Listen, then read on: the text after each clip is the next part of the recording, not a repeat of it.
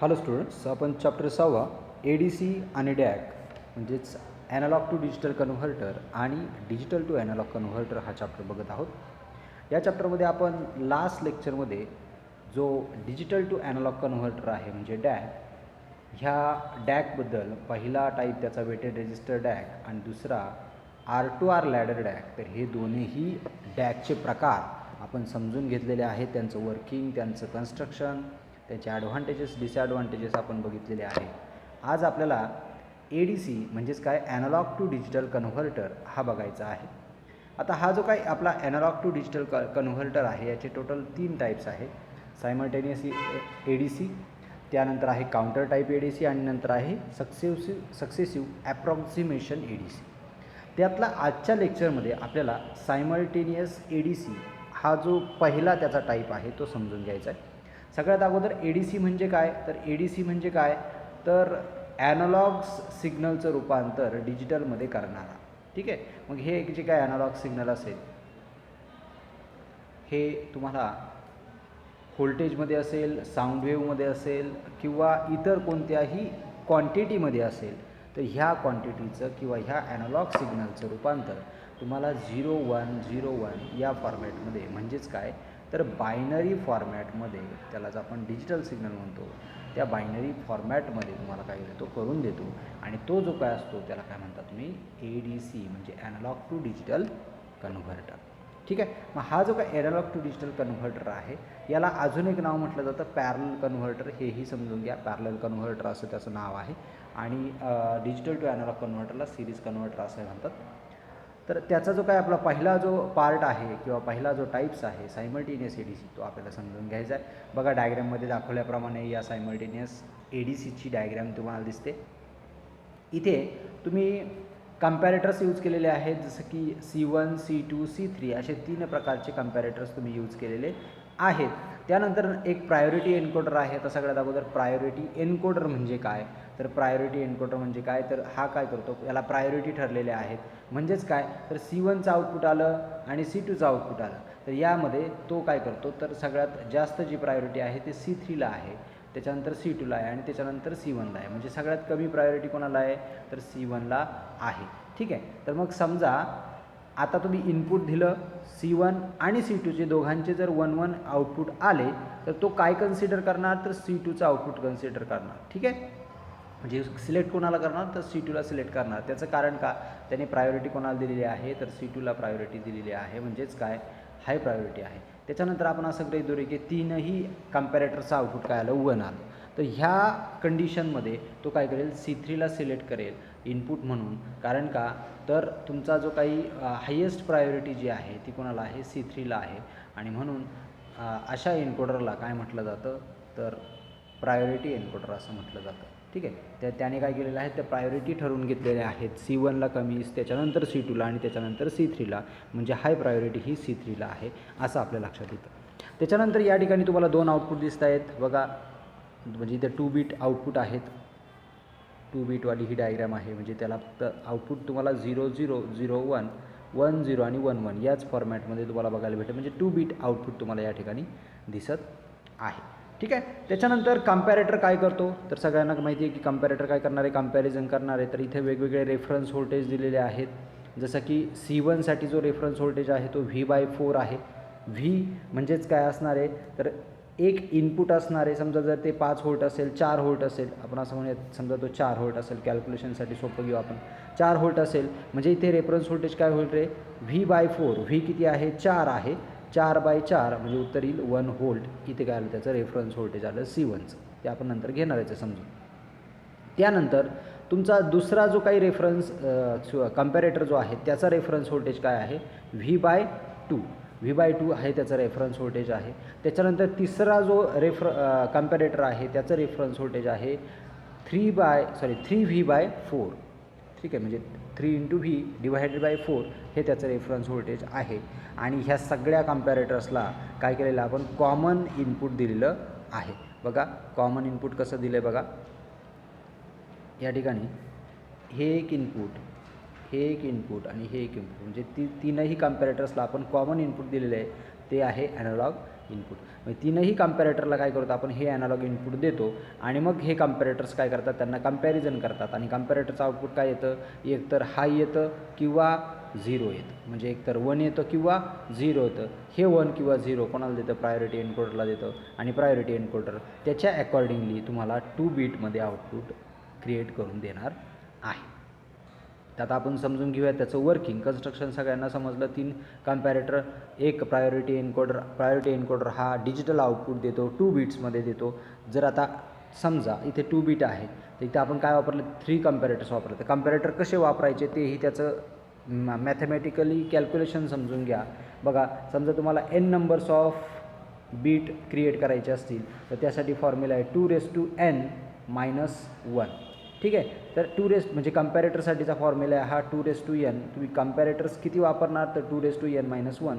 म्हणजे समजा n bit असतील, खूप सारे बीट्स असतील तर तुम्ही 2n आणि मग -1 त्याच्यातून जो काय कराल ते कॅल्क्युलेशन म्हणजे कम्पॅरेटर. फॉर एक्झाम्पल जर तुम्हाला आता 3 बीटचा कम्पॅरेटर म्हणजे आउटपुट 3 बीट येण्यासाठी, आउटपुट 3 बीट म्हणजे काय 0 0 0 पासून तर 1 1 1 पर्यंत.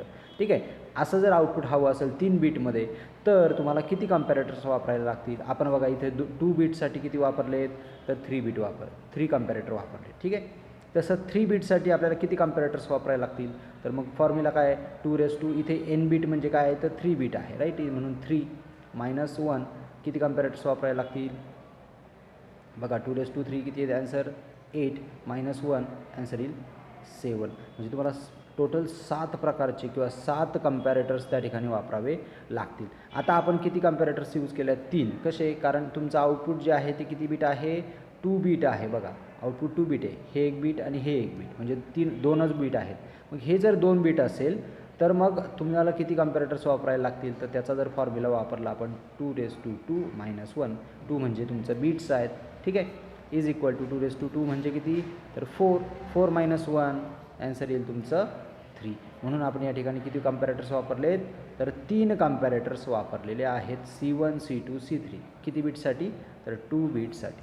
समजलं आहे. म्हणजेच किती बीट तुम्हाला आवश्यक आहे आउटपुट साईडला, तुम्ही जो काय आपला डिजिटल जे आउटपुट आहे ते किती बीट हवं आहे तुम्हाला, त्यानुसार तुम्ही कम्पॅरेटर्स यूज करणार.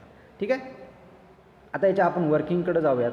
वर्किंग समजण्याच्या अगोदर आपण मगाशी असं म्हटलं होतं की जर तुमचं व्होल्टेज जे आहे, ठीक आहे, V इज इक्वल टू किती असेल, समजा 4 व्होल्ट असेल तर साठीचं आपण वर्किंग समजून घेऊया. ठीक आहे. आता समजा इथे 3 कम्पॅरेटर्स आहेत, तर हे 3 कम्पॅरेटर्स कशी कम्पॅरिझन करतात बघा ते समजून घ्या. बघा सगळ्यात पहिला जो कम्पॅरेटर आहे त्याचं नाव काय आहे, तर C1. ठीक आहे. सगळ्यात अगोदर डायग्राममध्ये समजून सांगतो, मग आपण त्या चार्टकडे जाऊया. समजा ॲनालॉग व्होल्टेज हे 0 ते 0पेक्षा म्हणजे 0 ते काय असेल V/4 पेक्षा कमी असेल. ठीक आहे. काय मी सांगितलं की बाबा V/4 पेक्षा जे इनपुट आहे, हे जे इनपुट आहे ते कसं आहे, V/4 पेक्षा कमी आहे. जर ते कमी असेल तर तुमचं हा कम्पॅरेटर आउटपुट 0 देईल. ह्या कम्पॅरेटरने जर आउटपुट 0 दिलं याचा अर्थ वरचे कम्पॅरेटरसुद्धा आउटपुट 0 देईल. कारण का, जर V/4 पेक्षाच इनपुट व्होल्टेज कमी असेल, समजा V/4 आपण म्हटलं की V इज इक्वल टू 4 असेल, याचा अर्थ काय होईल, V/4 इज इक्वल टू किती येईल आन्सर, 1 येईल, 1 व्होल्ट राईट. त्याच्यानंतर V/2चा ॲन्सर किती येईल, V/2चा ॲन्सर येईल 2 व्होल्ट. कारण का, V/4, कारण बघा V/4चा ॲन्सर येईल इथे 1 व्होल्ट, कारण 4/4 उत्तर काय येईल, 1 येईल. त्यानंतर 4/2 जर केलं आपण तर उत्तर येईल 2 व्होल्ट. आणि वरती 3V/4 आहे असे रेफरन्स व्होल्टेज आहे ना, 3V/4 म्हणजे त्याचं उत्तर काय येईल तुम्हाला या ठिकाणी 4 त्रिक 12 आणि डिवायडेड बाय 4 म्हणजे 3 व्होल्ट येईल. ठीक आहे. म्हणजे तुमचा रेफरन्स व्होल्टेज काय झाला इथे, तर इथे झाला 1 व्होल्ट. आपण इथे डायरेक्टली आता ते लिहून घेऊया. ठीक आहे. म्हणजे तुमच्या थोडक्यामध्ये पटकन लक्षात येईल. हे रेफरन्स व्होल्टेज आपण असं गृहीत धरलं की V इज इक्वल टू काय आहे, तर 4 व्होल्ट आहे. तर कम्पॅरेटरचा खालचा रेफरन्स व्होल्टेज होईल 1 व्होल्ट, C2चा होईल 2 व्होल्ट आणि C3चा होईल 3 व्होल्ट. ठीक आहे.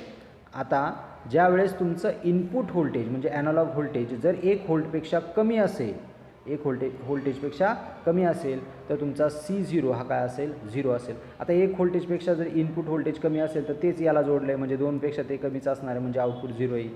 त्याच्यानंतर जर 3पेक्षाही ते कमी असेल म्हणून तुमचं C3चं कम्पॅरेटरसुद्धा किंवा C3 तिसरा कम्पॅरेटरसुद्धा तुमचं आउटपुट 0 देईल. ठीक आहे, हे 3 कंडिशन समजल्या. त्यानंतर आता बघा, त्यानंतर नेक्स्ट कंडिशन, त्याच्या पुढची कंडिशन, समजा ते इनपुट व्होल्टेज काय झालं आता वाढलं, वाढून किती झालं तर इक्वल दॅन 1 व्होल्ट झालं. ठीक आहे, 1 व्होल्ट झालं. ते 1 व्होल्टपेक्षा जास्त असेल किंवा 1 व्होल्ट असेल किंवा 2 व्होल्टपेक्षा कमी असेल. लक्षात घ्या, 2 व्होल्टपेक्षा कमी आणि 1 व्होल्टपेक्षा जास्त किंवा 1 व्होल्ट जर असेल तर तुमचा लोअर कॉम्पॅरेटर म्हणजेच काय तर C1 काय देईल आउटपुट 1 देईल. ठीक आहे, थोडक्यामध्ये काय करायचं आहे बघा, हा जो काय तुमचा जेवढे काय कम्पॅरेटर्स आहे त्यांचं वर्किंग काय आहे तर एक रेफरन्स व्होल्टेज आणि एक काय आहे इनपुट व्होल्टेज आहे. जर रेफरन्स व्होल्टेज जास्त असेल म्हणजे इनपुट व्होल्टेज जर रेफरन्स व्होल्टेजपेक्षा जास्त असेल, जर रेफरन्स व्होल्टेज तुमचा अमुक तमुक असेल 4 व्होल्ट आणि इनपुट जर 4पेक्षा जास्त असेल, मग ते 4.1 असेल, 4.2 असेल किंवा 4 असेल तर आउटपुट काय देतं 1 देतं. या टेक्निकचा तुम्हाला वापर करायचा आहे. इनपुट व्होल्टेज तुम्हाला महत्त्वाचं आहे. इनपुट व्होल्टेज हे काय पाहिजे जास्त पाहिजे, कोणापेक्षा रेफरन्स व्होल्टेजपेक्षा किंवा इक्वल जरी पाहिजे, 4 आणि 4 दोघे सेम असतील तरी चालेल, तरी तो आउटपुट देईल 1. ठीक आहे, इनपुट कसं असलं पाहिजे रेफरन्सपेक्षा जास्त असलं पाहिजे तर आउटपुट काय देणार आहे तो 1 देणार आहे. एवढं लक्षात ठेवा. ठीक आहे, आता बघा, आता काय सांगितलं मी की 1 व्होल्ट असेल ते व्होल्टेज किंवा 2 व्होल्टपेक्षा कमी असेल म्हणजे 1.9 असेल तर वरचा कम्पॅरेटर आउटपुट 0 देईल, C2 0 देईल कारण 2पेक्षा जास्त नाही आहे इनपुट. राईट, इथे 3पेक्षा पण जास्त नाही म्हणजे कोणापेक्षा जास्त आहे तर 1पेक्षा जास्त किंवा 1 इज इक्वल टू 1 असेल तर लोअर कम्पॅरेटर आउटपुट देईल 1. ठीक आहे, ही झाली पहिली केस. दुसऱ्या केसमध्ये काय होऊ शकतं बघा, अजून एक केस काय होऊ शकते त्याच्यानंतर म्हणजे पुढचं, जर व्होल्टेज इनपुट व्होल्टेज जर वाढलं तर काय होईल रे, समजा आता ते किती आहे इक्वल टू 2 व्होल्ट किंवा ग्रेटर दॅन 2 व्होल्ट. 2 व्होल्टपेक्षा 2 व्होल्ट इज इक्वल असेल किंवा 2 व्होल्टपेक्षा जास्त असेल पण 3 व्होल्टपेक्षा कसं आहे कमी म्हणजे 2.9 पर्यंत असेल. ठीक आहे, 3 व्होल्टेजपेक्षा कमी असेल पण 2 व्होल्टपेक्षा जास्त किंवा 2 व्होल्ट असेल तर लोअर कम्पॅरेटर हा आउटपुट 1च देणारच आहे कारण 1पेक्षा तो जास्तच गेला आहे. पण तसाच प्रकारे C2सुद्धा काय दिलं आउटपुट 1 देईल. ठीक आहे, C2ने आउटपुट 1 दिलं. आता नेक्स्ट कंडिशन पुढचं, हा जो काही अप्पर कम्पॅरेटर तो 0 देईल कारण 3पेक्षा जास्त इनपुट नाही आहे त्याच्यामुळे तो 0 देईल. ठीक आहे, ही एक कंडिशन झाली. अजून एक कंडिशन काय होऊ शकते बघा, समजा आता जे इनपुट व्होल्टेज आहे जे काही इनपुट असेल, आता ते जे काही इनपुट आहे ते समजा जर इक्वल टू 3 व्होल्ट असेल किंवा 3पेक्षा जास्त असेल तर काय होईल रे, तर लोअर कम्पॅरेटर 1पेक्षा तर 3 जास्तचे म्हणजे लोअर कम्पॅरेटर C1 जो आहे तो 1 आउटपुट देईल. 2पेक्षाही 3 जास्त आहे म्हणजे हा पण आउटपुट 1 देईल आणि 3 व्होल्टपेक्षा जास्त आहे म्हणजे अप्पर कम्पॅरेटरसुद्धा किंवा C3सुद्धा काय देईल आउटपुट 1 देईल. अशा प्रकारे तुम्हाला 1 1 1 भेटेल. प्रत्येक वेळेस तुम्हाला आउटपुट चेंज होत जाईल आणि आउटपुट तुम्हाला भेटत जाईल. आता तो आपण चार्ट समजून घेऊ. बघा, चार्टमध्ये इथे 1 0 असं काही म्हटलं नाही, डायरेक्टली रेफरन्स व्होल्टेज दिलेले आहेत. मी तुम्हाला समजून सांगतो. बघा, 0 to V/4 जर आपण V इज इक्वल टू 4 घेतला तर V/4ची व्हॅल्यू येते 1 व्होल्ट. ठीक आहे, म्हणजे 0 to 1 जर असेल, ठीक आहे, 0 to 1 पण 1पेक्षा कमी हे समजून घ्या. ठीक आहे, 0 to 1 म्हणजे 1पेक्षा जर कमी असेल तर C1 म्हणजे लोअर कम्पॅरेटर काय देईल आउटपुट 0, अप्पर कम्पॅरेटर म्हणजे C2 पण आउटपुट देईल 0 आणि C3सुद्धा आउटपुट देईल 0.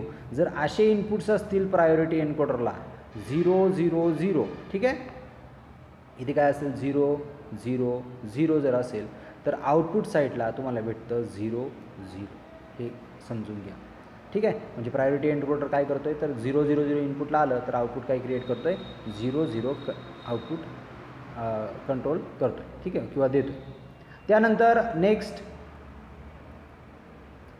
नेक्स्ट समजा आता 1 व्होल्ट जे आहे ते 1 व्होल्टपेक्षा कसं आहे, जे इनपुट आहे ॲनालॉग इनपुट व्होल्टेज, हे जे काही ॲनालॉग इनपुट व्होल्टेज आहे ते कसं आहे 1 व्होल्टपेक्षा म्हणजे V/4पेक्षा जास्त आहे. कुठपर्यंत आहे तर V/2 म्हणजे काय, समजा इथे 2 व्होल्ट असेल आणि इथे 1 व्होल्ट असेल. ह्या V/4ला हे समजून घ्या, कन्फ्युजन होऊ देऊ नका. V/4 म्हणजे 1 व्होल्ट आहे असं आपण म्हटलं ज्यावेळेस आपण V इज इक्वल टू 4 घेतो आहे त्यावेळेस. त्याच्यानंतर V/2 म्हणजे किती आन्सर येईल, जर V इज इक्वल टू 4 असेल तर 4/2 म्हणजे आन्सर येईल 2 व्होल्ट आणि 3V/4 जर असेल तर ॲन्सर काय येईल, हे V इज इक्वल टू जर 4 असेल तर 3 × 4 किती येईल, 12 येईल. 12/4 म्हणजे 3 व्होल्ट येईल, 4 त्रिक 12, राईट. म्हणजे ह्या कंडिशन्स समजून घ्या, 1 व्होल्ट, 2 व्होल्ट, 3 व्होल्ट. V/4 म्हणजे 1 व्होल्ट आहे, V/2 म्हणजे 2 व्होल्ट आहे आणि ही 3V/4 is equal to 3 volt आहे. ज्यावेळेस input voltage V is equal to किती असेल, 4 व्होल्ट असेल. आपण एक समजण्यासाठी ते घेतलेलं आहे, ठीक आहे. मग समजा जर इनपुट व्होल्टेज हे 1 व्होल्टपेक्षा जास्त असेल पण 2 व्होल्टपेक्षा कमी असेल, हे समजून घ्या, ठीक आहे. मग इथे आपण म्हणून V/4पेक्षा V/4 ते V/2 पर्यंत जर व्होल्टेज असेल तर पहिला कम्पॅरेटर आउटपुट 1 देईल, आपण मगाशी बघितल्याप्रमाणे, आणि बाकीचे कम्पॅरेटर आउटपुट 0 देतील. त्यावेळेस तुम्हाला आउटपुट जे भेटणार आहे ते काय भेटणार आहे, 0, 1 ह्या प्रायोरिटी एन्कोडरच्या आउटपुटला तुम्हाला आउटपुट भेटणार आहे. नेक्स्ट कंडिशन, पुढची कंडिशन बघा काय आहे. पुढची कंडिशन आहे की V/2 म्हणजेच 2 व्होल्टपेक्षा पासून तर 3 व्होल्टपर्यंत, 3 व्होल्ट/4 म्हणजे 3 व्होल्टपर्यंत तुम्हाला जर इनपुट आलं, ॲनालॉग इनपुट जर आलं तर प्रायोरिटी एन्कोडर जो आहे किंवा कम्पॅरेटर जो आहे, कम्पॅरेटर काय करेल, पहिला जो कम्पॅरेटर तो 1 देईल, दुसरा कम्पॅरेटरसुद्धा 1 देईल, कारण 2 व्होल्टपेक्षा आउटपुट जास्त आहे, आणि तिसरा कम्पॅरेटर 0 आउटपुट देईल. त्यावेळेस तुमचा प्रायोरिटी एन्कोडर जो आहे तो 1, 0 या प्रकारचा आउटपुट क्रिएट करेल. आणि शेवटची कंडिशन 3 व्होल्टपेक्षा पासून तर 4 व्होल्टपर्यंत किंवा त्याच्याही जास्त, 3 व्होल्टपेक्षा अप टू 4 आपण V इज इक्वल टू 4 घेतला आहे, राईट. मग तिथपर्यंत जर असेल व्होल्टेज, ठीक आहे, किंवा 3 व्होल्टेजपेक्षा जास्त असेल तर काय होईल, लोअर कम्पॅरेटर पण 1 आउटपुट देईल, त्याच्यानंतर C2 पण 1 आउटपुट देईल आणि C3 पण 1 आउटपुट देईल, आणि प्रायोरिटी एन्कोडर आउटपुट देईल 1, 1, ठीक आहे. अशा प्रकारे तुम्हाला बघा या ठिकाणी डिजिटल आउटपुट मिळून जातं 0, 0, 0, 1, 1, 0, 1, 1. अशा प्रकारे तुम्हाला बायनरी आउटपुट जे भेटतं आहे, बायनरी आउटपुट या तुम्हाला काय भेटतं आहे, या ठिकाणी डिजिटल फॉर्ममध्ये भेटतं आहे. बोला ना. स्टाफ रूममध्ये ठेवायला सांगितलं मला. तर अशा प्रकारे आपल्याला हा जो काही सायमल्टेनियस ADC जो आहे तो डिजिटल आउटपुट देतो बाय यूजिंग ॲनालॉग इनपुट. म्हणजे आपण ॲनालॉग इनपुट दिल्याच्यानंतर इथे कम्पॅरिझन होतं, आणि कम्पॅरिझन झाल्याच्यानंतर प्रायोरिटी एन्कोडर त्यानुसार 0, 0, 0, 1, 1, 0 आणि 1, 1 या पद्धतीने आउटपुट देतो. तुम्हाला हा चार्ट जो आहे तो लक्षात ठेवायचा आहे की कम्पॅरिझन केल्याच्यानंतर काय होतं आहे. आणि जर टेक्निकली लक्षात ठेवायचं असेल तर टेक्निकली फक्त एकच गोष्ट लक्षात ठेवा की तुमचा जो कम्पॅरेटर आहे, जे तुम्ही 3 कम्पॅरेटर वापरलेले आहेत, त्या ठिकाणी रेफरन्स व्होल्टेज आपण वेगवेगळे रेफरन्स व्होल्टेज यूज केलेले आहेत. मग V/4 असेल किंवा V/2 असेल किंवा 3V/4 असेल. मग या ठिकाणी आपण V काय घेणार आहेत ते पण डिपेंड करेल. आणि दुसरी गोष्ट, कम्पॅरेटरचं आउटपुट 1 केव्हा येतं आणि 0 केव्हा येतं. त्या कम्पॅरेटरला 2 इनपुट्स आहेत, एक इनपुट व्होल्टेज आणि एक रेफरन्स व्होल्टेज.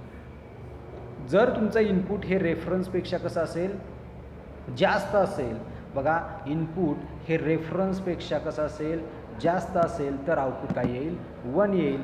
आणि याच्या उलट काय, तर रेफरन्स हे काय असेल, जास्त असेल इनपुटपेक्षा, म्हणजे इनपुट हे रेफरन्सपेक्षा कमी असेल तर आउटपुट येईल 0. या 2 कंडिशन जर लक्षात ठेवल्या तर कोणता कम्पॅरेटर हा जो आहे तो आउटपुट 1 देईल, कोणता 0 देईल, हे तुम्हाला लगेच समजून जाईल.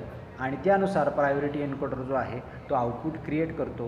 प्रायोरिटी एन्कोडरचा जर चार्ट लक्षात ठेवायचा झाला तर 0, 0, 0 म्हणजे C1, C2 आणि C3 0, 0 असताना आउटपुट देईल 0, 0, 0, 0 C1 इथे 1, 0, 0 जर असेल तर आउटपुट देईल 0, 1, 1, 1, 0 जर असेल तर 1, 0, आणि शेवटला 1, 1, 1 जर असेल तर 1, 1. अशा पद्धतीने तुम्हाला 4 पॉसिबिलिटीमध्ये आउटपुट भेटेल. कारण 2 बीट आहे, 2 बीट असल्यामुळे तुम्हाला 4 पॉसिबिलिटीज भेटतील. 2 बीट जर असेल तर 0, 0 असू शकतं किंवा 0, 1 असू शकतं किंवा 1, 0 असू शकतं किंवा 1, 1 असू शकतं according to the analog input voltage. तर अशा प्रकारे तुम्हाला ॲनालॉग इनपुट व्होल्टेजचं रूपांतर डिजिटल आउटपुट फॉर्ममध्ये तुम्हाला या ठिकाणी भेटत असतं. मग आता हा झाला तुमचा प्रायोरिटी एन्कोडर. आता याचे जर ॲडव्हान्टेजेस सांगायचे झाले तर एकच ॲडव्हान्टेजेस आहे याला, की याचं जे काही स्पीड जे आहे, जे काही ॲनालॉग टू डिजिटल कन्व्हर्जनचं स्पीड जे आहे ते सगळ्यात फास्ट आहे. आणि म्हणून हा जो काही तुमचा सायमल्टेनियस ADC आहे तर याला म्हटलं जातं फ्लॅश ADC. फ्लॅश ही मेमरीचा एक प्रकार आहे आणि फ्लॅशचं स्पीड जे आहे सगळ्यात जास्त आहे. आणि म्हणून यासुद्धा ॲनालॉग टू डिजिटल कन्व्हर्टरचा किंवा ADCचं स्पीड जे आहे ते जास्त आहे, कन्व्हर्जनचं स्पीड जास्त आहे बाकीच्या ADCपेक्षा, आणि म्हणून त्याला म्हटलं जातं फ्लॅश ADC. मात्र याचे काही ड्रॉबॅक्स आहे, जसं की पहिला ड्रॉबॅक बघितला तुम्ही की जेवढे बीट जर वाढले, जर आउटपुट जर 2 बीट असेल तर 3 कम्पॅरेटर वापरायला लागतात, 3 बीट असेल तर 7 प्रकारचे कम्पॅरेटर्स वापरायला लागतात.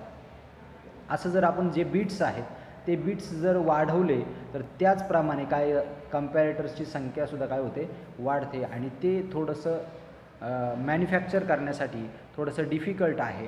आणि म्हणून हा जो काही सायमल्टेनियस ADC जो आहे तो जास्त पॉप्युलर नाही. त्याचं कारण का, इनपुट साईडला खूप सारे जेवढे बीट जर वाढतील तेवढ्या बीटनुसार तुम्हाला कम्पॅरेटरची संख्यासुद्धा काय करावी लागते, वाढवावी लागते. आणि त्याच्यामुळं हा जो काही आहे तो ह्या सायमल्टेनियस ADCचा खूप मोठा ड्रॉबॅक आहे. त्याच्यामुळं आपण जो पुढचा बघणार आहे ह्याच्या दुसरा टाईप या ADCचा, त्याचं नाव आहे काउंटर टाईप ADC.